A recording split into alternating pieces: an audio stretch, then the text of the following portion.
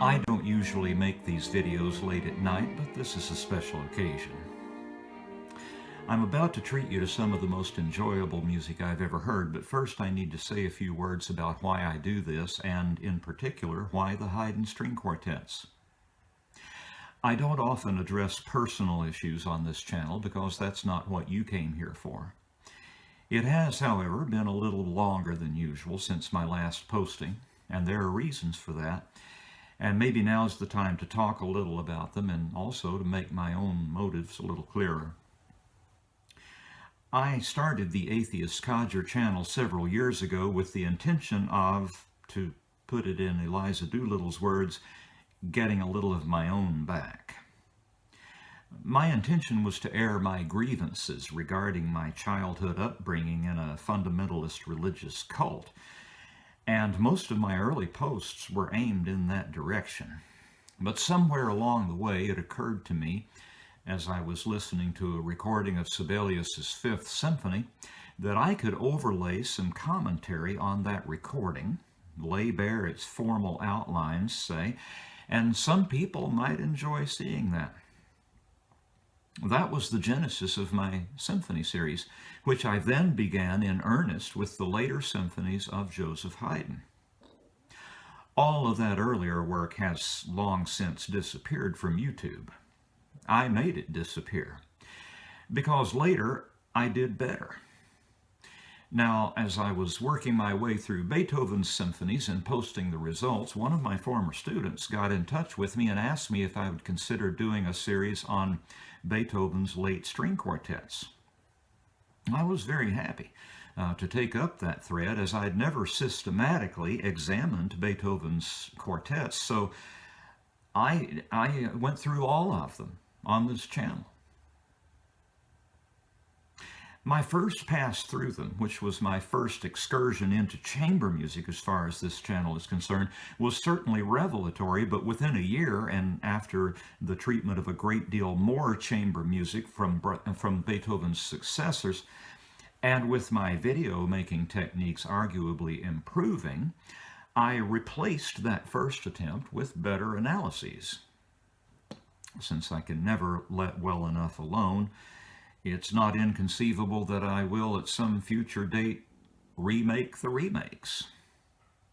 Anyway, about a year and a half ago, and after oodles and gobs of chamber music videos, I returned to my symphony series, taking it up more or less where I'd left off well over a year earlier, beginning with Brahms, treating a few symphonies also by Tchaikovsky, Borodin, Dvorak, and Mahler. I was working on my video for the latter's tragic 6th last May. I intended to post that on May 18th, on the 108th anniversary of the composer's death. But a few days before that anniversary, and as I was about midway through my analysis of the final movement, my dear companion Endocene, my beautiful orange tabby, not yet 4 years old, grew ill, and 2 days before the Mahler anniversary died during the night at University Animal Hospital. My heart has never been so broken. I have never so urgently wished the consolation of death for myself. I wept for days on end. I could barely leave my house. I was paralyzed with grief. By the luck of the draw, the spring semester had just ended when he fell ill, and the first summer term was still some weeks away, so at least I could suffer in private. Of course, I dropped my work on the Mahler. I did post, as a makeshift memorial to Endocene, my work on the symphony's third movement, and I haven't touched it since.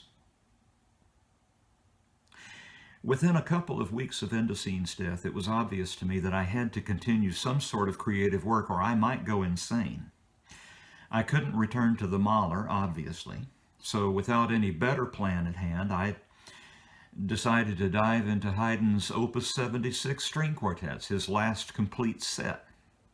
I was already fairly well acquainted with a couple of those quartets and needed something that had the potential to feed my starving soul. And I soon found in those works exactly what I needed in order to carry on. And at the end of the worst summer of my life, the final Saturday and Sunday before the start of fall classes, I adopted the three cats who now share my life and have become the love of it. First Loki on Saturday, then his sister Polly and my approximately 4-year-old black calico Phoebe the following day. The string quartets of Joseph Haydn and those three cats have saved my life.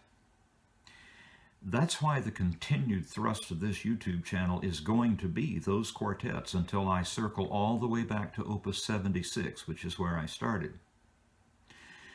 I think it'll probably be May when I get there, and it will be time, again, to take up my dormant Mahler 6th video, which I will post on the anniversary of Endosine's death as my tribute to him. You know I'm reading from a script. You can probably guess at how many tears I've shed during the writing of this script. Which brings me to my explanation for my brief but uncharacteristic absence from YouTube recently. Last Friday would have been the 4th anniversary of my life with Endosine. Fortunately, I had no classes to teach that day, and a long holiday weekend to pull myself together. I'm back in the swing of things now. Today was a good day, first day of classes after the King holiday. One of my faculty colleagues decided to bring her pooch to school today, and Doggy took a big old steaming dump in the corridor right in front of the Fine Arts Library just before I turned the corner and almost stepped in it. It was magnificent. I'd have photographed it with my cell phone were it not for the fact that she was standing there with some poor grad student she had commandeered to clean it up. I think I laughed most of the way through both of the lectures that I attempted to deliver this afternoon.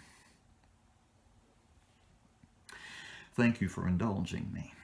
Now back to the music at hand. The final quartet of Haydn's Opus 55 set is some of the most engaging music I've ever heard. One of those compositions that I couldn't possibly listen to without a big old grin creeping across my face. There's not a lot of minor key music in this quartet, although when it does occur, it's plenty potent. I'll give you a brief synopsis of the 4 movements, and then we'll dive right in. The opening sonata-form movement immediately strikes the listener as inward-looking, beginning with a gently turning theme broken into slightly breathless 4-bar phrases, first in unison, then harmonized. The word suave comes to my mind. One of the most fluid-sounding transitions ever written eases into F major sideways, and the second group begins at a harmonic slant with a momentary recollection of theme 1, another example of the monothematic ideal that so often shaped these quartets. There's noteworthy contrast within that second group, including cascades of first inversion triads, which I often identify as Faubardon voice leading, and with one of its members played almost entirely on the prolonged dominant 7th chord of F major, and later to be given a similar, somewhat sinister sounding treatment in C minor during the development. The recapitulation includes such thoroughgoing revision of all the themes as they pass in review that it might almost be considered a second development section, and the movement ends quietly in the tonic key.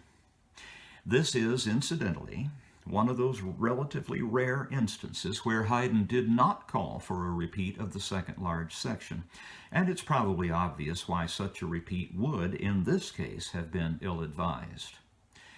This goes also for the 4th movement, incidentally. Movement 2, set in the warmer subdominant key, is a variation form essay with the theme, constructed in 2 repeated strains as usual, being extraordinarily drawn out and furnishing an unusually fine example of sonata form in miniature. The character of this music strikes me as close to religious ecstasy, a perfect union of solemnity and sweetness. As usual, the Kodály Quartet has chosen to omit the second strain repeats during both the expository statement of the thema and during the first variation, during which the second violin sings the melody as the first violin weaves traceries of demi-semiquavers high above the musical treetops. The second variation is a study in imitative counterpoint, and a murmuring coda lays the whole to rest in E-flat major. The minuet begins very grandly, but soon takes up the first movement's legato phrasing and gently drooping chromatic lines, redolent of Mozart. The contrasting trio, set in the same key, is very cleverly cloned from the final 6 melodic notes of the minuet. You'll see what I mean when we get there. And there's the finale. This is some of the most exuberant, joyous music I've ever heard. It begins as with a dam bursting, a great cascade of semiquavers in fast 6/8 time, and the rest of the movement just pours forth as an unstoppable torrent of inspiration. The movement's most entertaining repartee is a cat and mouse game played by the quartet's 2 violinists during the development. All in all, I cannot imagine jollier music than this. A splendid way to end Joseph Haydn's somewhat abbreviated Opus 55 set of string quartets. A final word before you enjoy this performance by the Kodály Quartet, available on the Naxos label. As I've mentioned before, I download the scores that I use here from the International Music Score Library Project, imslp.org, and then cut them up and clean them as necessary for presentation here. These scores are mostly the fruit of much grad student effort from various university libraries around the world, and there is a range of quality represented here. In this instance, one of the score's pages was missing from the scan available online. So I had to patch in a page, cut into systems, from the critical edition available in OU's Fine Arts Library. The visual effect is somewhat jarring. Again, I'm struck by how very different in appearance 2 editions of the same music can be.